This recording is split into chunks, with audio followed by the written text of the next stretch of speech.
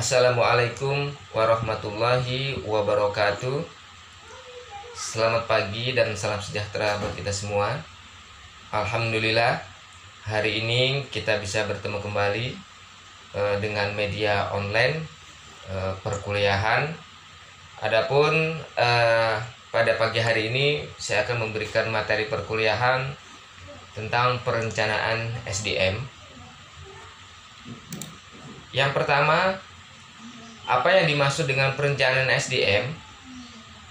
Perencanaan SDM adalah proses sistematis untuk meramalkan permintaan atau demand dan penawaran atau supply di SDM di masa depan. Yang kedua, tujuan perencanaan SDM adalah menentukan jumlah SDM beserta karakteristiknya masing-masing, baik secara usia, pendidikan, keahlian, sifat, dan sebagainya, yang dibutuhkan organisasi untuk mencapai tujuan strategik, operasional, dan fungsionalnya.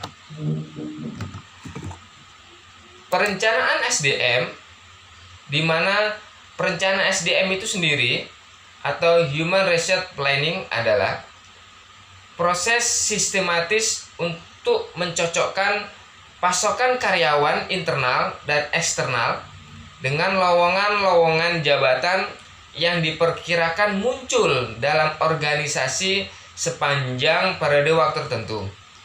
Adapun perencanaan SDM ini saya ambil teori dari Monday tahun 2008. Perencanaan sumber daya manusia memiliki dua komponen. Komponen yang pertama adalah peramalan kebutuhan atau requirement forecast. Yang kedua, peramalan persediaan atau availability forecast. Peramalan kebutuhan adalah aktivitas penentuan jumlah, keterampilan, dan lokasi karyawan yang akan dibutuhkan organisasi di masa mendatang dalam rangka mencapai tujuan-tujuannya. Peramalan tersebut mencerminkan berbagai faktor seperti perencanaan produksi dan perubahan produktivitas.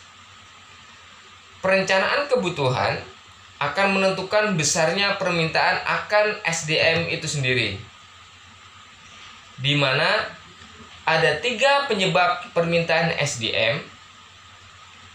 Yang pertama, faktor eksternal. Yang kedua, faktor organisasi. Dan yang ketiga, faktor angkatan kerja. Adapun penyebab permintaan SDM dari faktor eksternal, itu yang pertama secara ekonomi, yang kedua sosial politik hukum, yang ketiga teknologi, dan yang keempat adalah pesaing. Penyebab permintaan SDM secara faktor organisasi memiliki beberapa hal. Yang pertama, rencana strategik. Yang kedua, anggaran. Yang ketiga, ramalan penjualan dan produksi. Yang keempat, perusahaan baru. Yang terakhir adalah desain organisasi dan jabatan. Nah, sedangkan permintaan SDM dari faktor angkatan kerja memiliki beberapa faktor. Yang pertama adalah pensiun. Yang kedua, pengunduran diri. Yang ketiga, pemberhentian. Yang keempat, kematian. Yang terakhir adalah kemangkiran.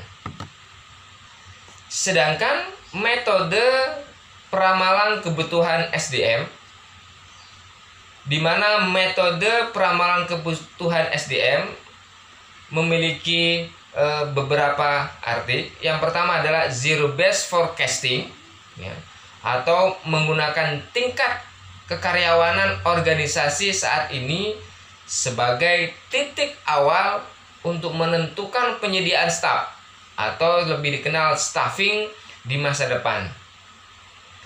Yang kedua, bottom up approach, yaitu setiap level yang berurutan dalam organisasi, mulai dari yang terendah, meramalkan kebutuhannya, hingga akhirnya menghasilkan ramalan atau agregat mengenai karyawan yang dibutuhkan.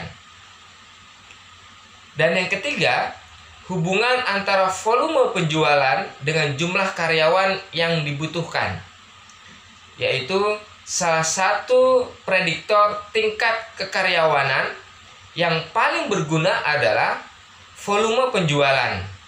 Ada hubungan positif antara permintaan produk dengan jumlah karyawan yang dibutuhkan. Sedangkan yang terakhir, metode simulasi, yaitu teknik peramalan dengan melakukan eksperimen mengenai situasi nyata menggunakan model matematis. Nah, sedangkan peramalan ketersediaan itu sendiri, yaitu peramalan ketersediaan atau availability forecast, adalah aktivitas untuk memperkirakan kemampuan perusahaan untuk mendapatkan karyawan-karyawan dengan keterampilan yang dibutuhkan dan dari mana sumbernya. Yang kedua, dalam rangka meramalkan ketersediaan atau penawaran SDM, manajer sumber daya manusia mengamati sumber-sumber internal atau para karyawan yang dipekerjakan saat ini dan sumber-sumber eksternal atau pasar tenaga kerja. Nah, adapun berhasil tidaknya sebuah organisasi, baik perusahaan jasa atau perusahaan dagang, minimal melaksanakan 4S. Yang pertama adalah strategi, yang kedua adalah SDM, yang ketiga adalah struktural, dan yang keempat adalah sistem. Nah, dari 4 poin tersebut harus berjalan sinergis. Apabila ada hal-hal yang kurang baik di sebuah organisasi, baik itu organisasi pendidikan atau perusahaan, tinggal dilihat, kita bisa melihat dari 4S tadi itu. Dari 4S, mana yang terlebih dahulu akan dibenahi? Apakah dari SDM, apakah dari strategi, apakah dari strukturalnya, atau dari sistemnya?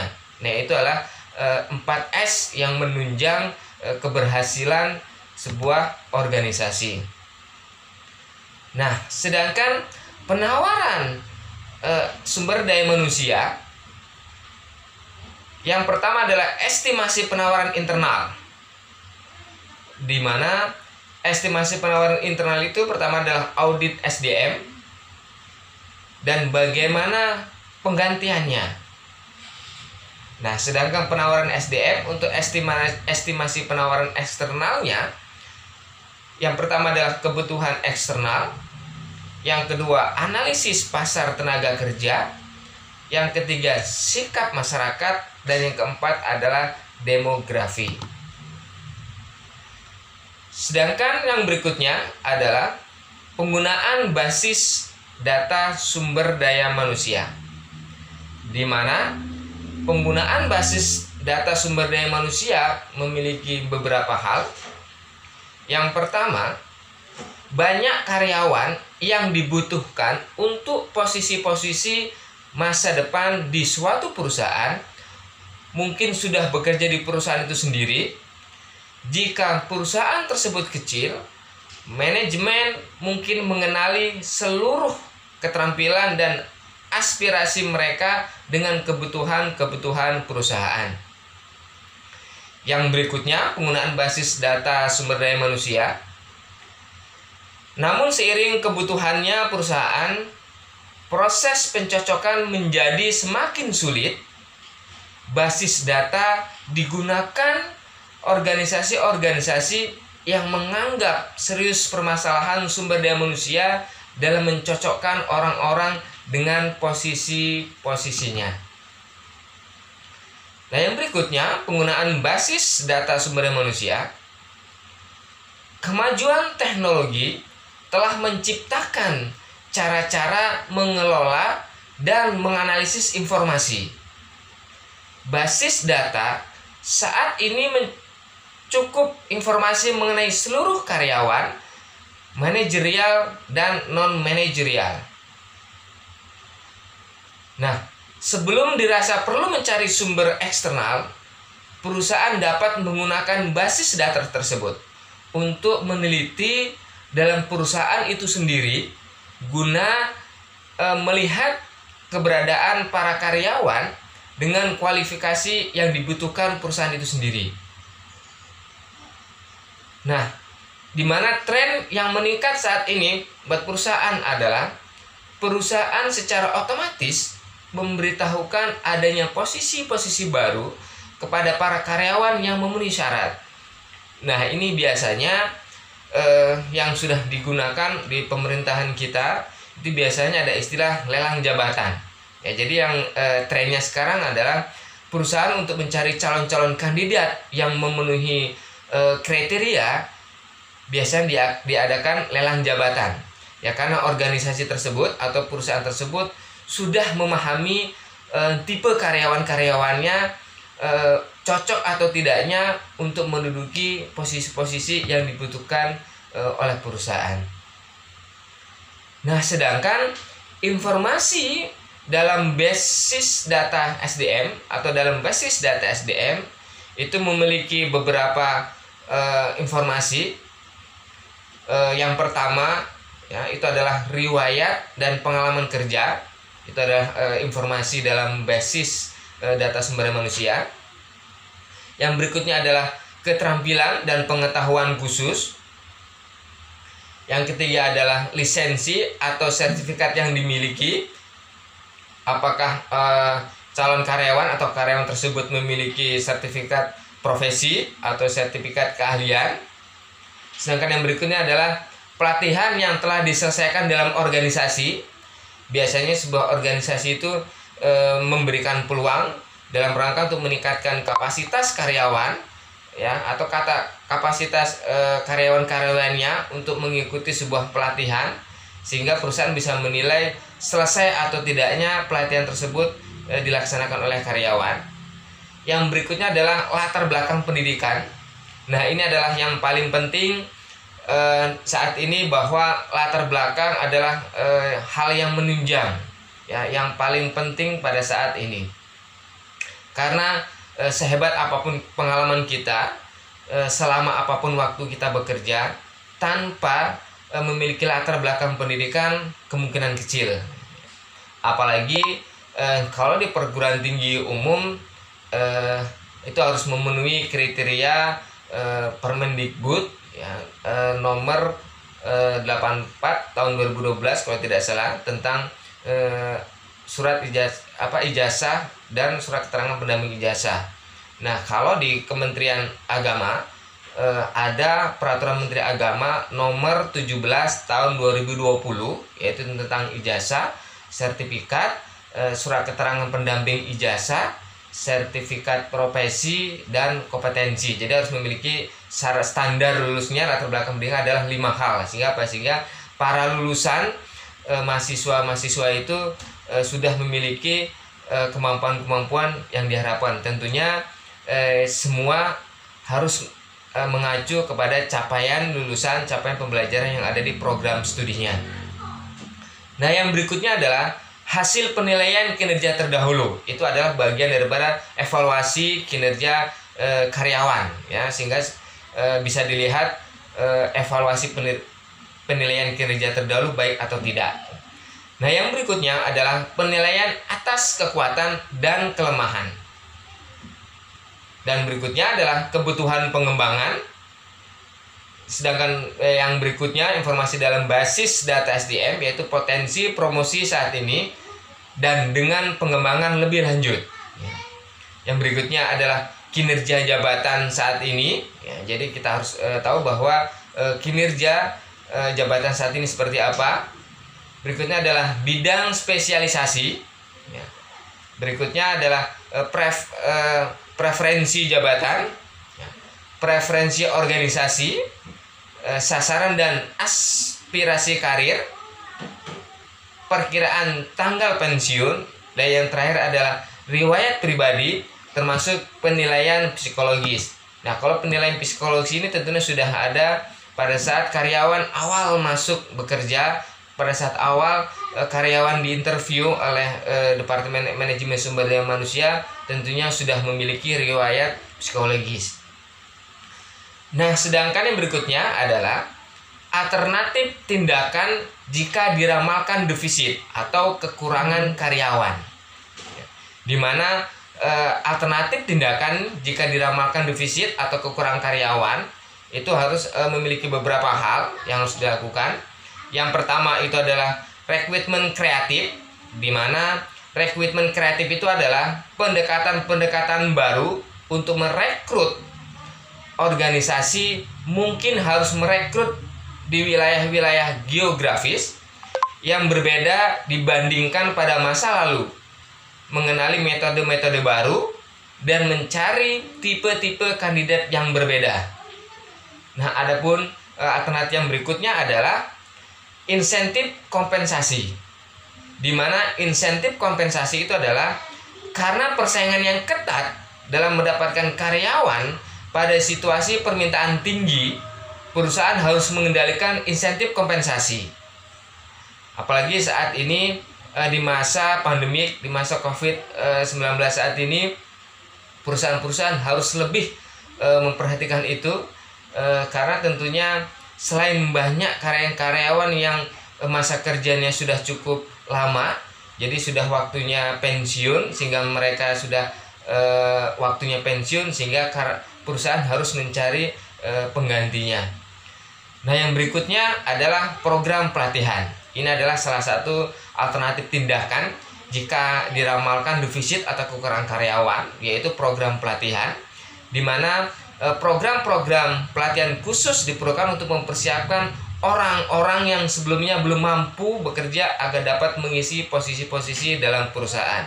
Nah, ini adalah bagian penting yang harus dimiliki sebuah organisasi, karena poin ini adalah bagian daripada peningkatan kapasitas karyawan, di mana saat ini di era digital saat ini tentunya karyawan harus memiliki kompetensi, karyawan harus memiliki kemampuan-kemampuan yang up to date, sehingga perusahaan pun juga harus membuat sebuah program, di mana program itu adalah salah satu program pelatihan, ya, di mana pelatihan itu tentunya disesuaikan dengan posisi dan jabatan karyawan atau SDM di perusahaan tersebut atau organisasi tersebut.